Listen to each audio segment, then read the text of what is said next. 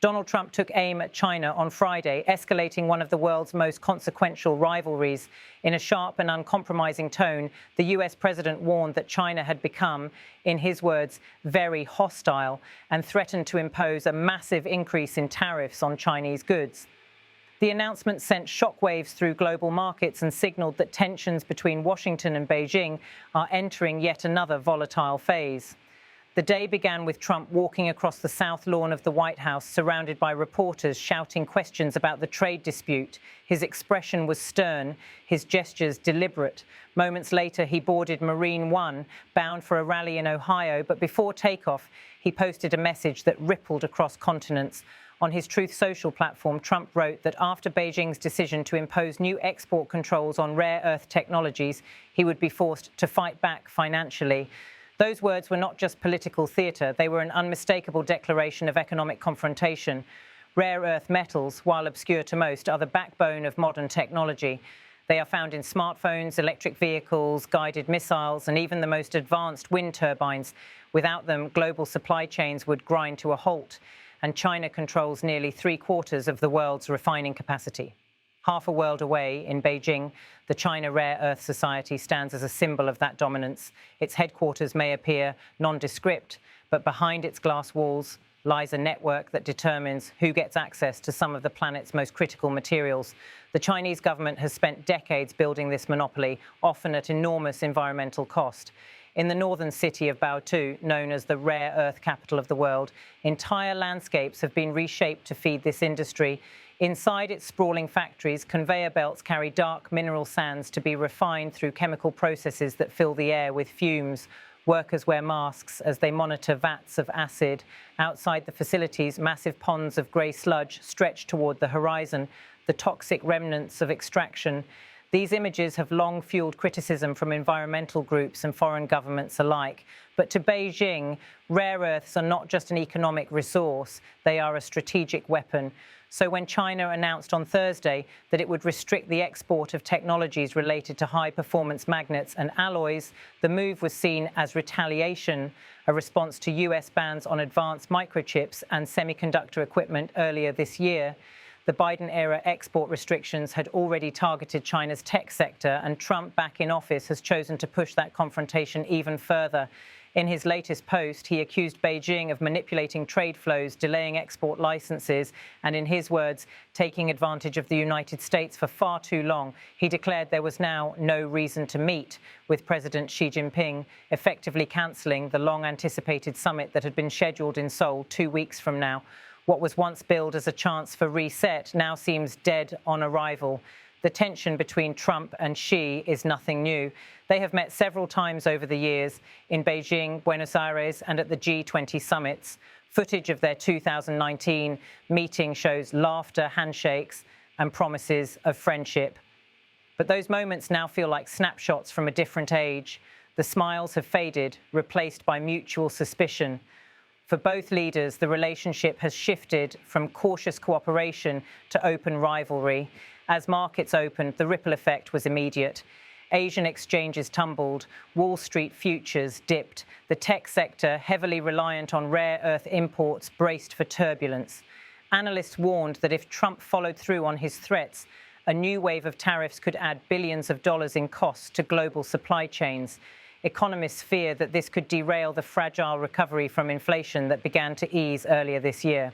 At the heart of this dispute lies a paradox. Both the United States and China depend on each other far more than they admit. The US is the world's largest importer of rare earth magnets used in defense and clean energy. China, in turn, relies on US demand to sustain its export-driven economy. Yet politically, confrontation now seems more useful than cooperation. In Washington, reactions to Trump's announcement were divided. Republican lawmakers aligned with the president praised his stance, calling it long overdue and a necessary defense of American industry. Others warned that the strategy could backfire, raising prices on everyday products, from electric vehicles to wind turbine components. Democratic senators criticized the move as reckless brinkmanship, arguing it risked plunging the world into another trade war. Meanwhile, Beijing's response was measured but firm. At a press briefing, China's foreign ministry dismissed Trump's remarks as baseless accusations, insisting the export restrictions were about safeguarding national security. Chinese state media accused Washington of hypocrisy, pointing out that the US had itself weaponized export controls for years, most recently targeting China's access to cutting-edge semiconductors. Behind the rhetoric, however, lies a deeper struggle for technological supremacy.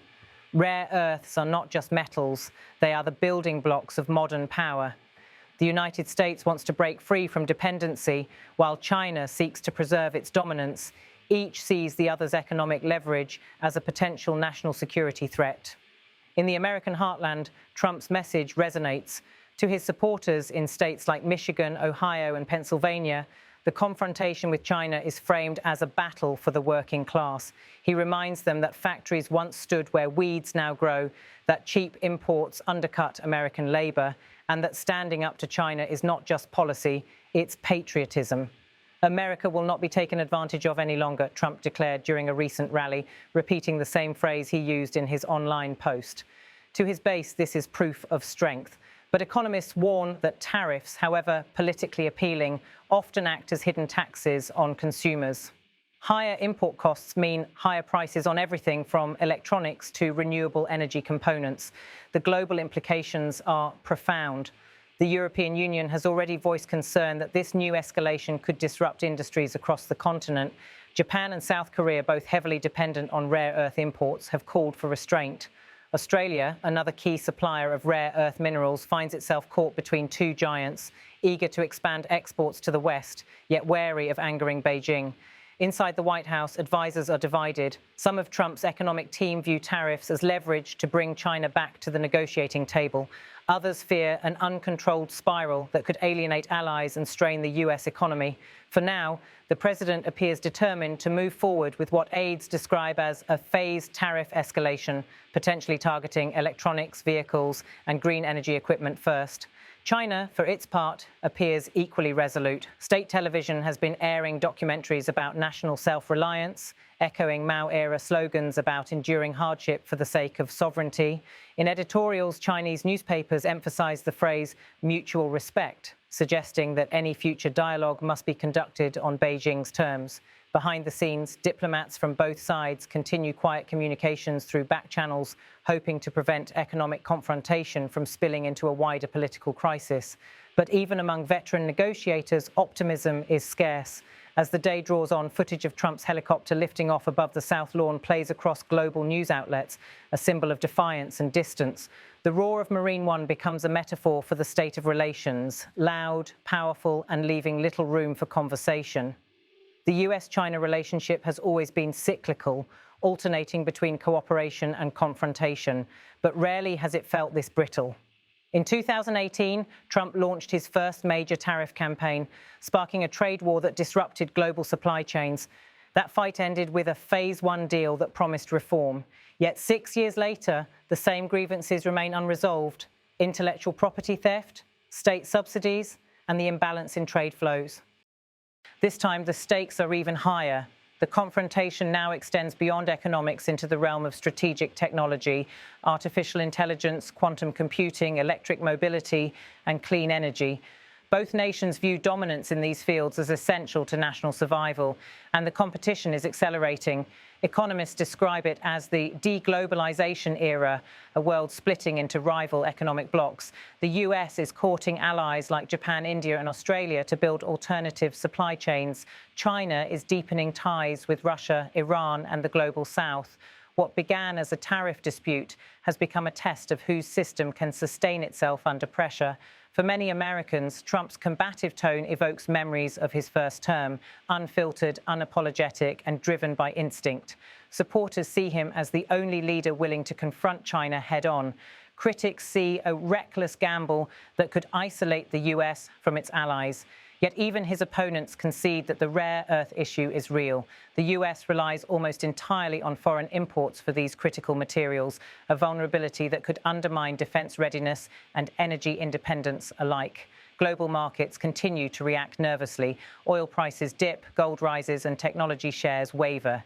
investors fear that supply disruptions in rare earth metals could ripple through entire sectors, from smartphones to missile guidance systems. The World Bank has warned that if both sides impose full retaliatory measures, the global economy could lose nearly $1 trillion over the next decade. Back in Beijing, the government remains cautious. Officials avoid directly mentioning Trump by name, but emphasize that China will respond firmly to any provocation. Editorials in state-run newspapers accuse the US of election year politics, arguing that Washington is using China as a domestic scapegoat. For Xi Jinping, the stakes are personal.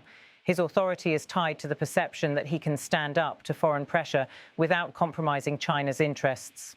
In Washington, advisers close to the president insist that this is not a bluff. They say he intends to sign an executive order expanding tariffs if Beijing does not roll back its new export controls.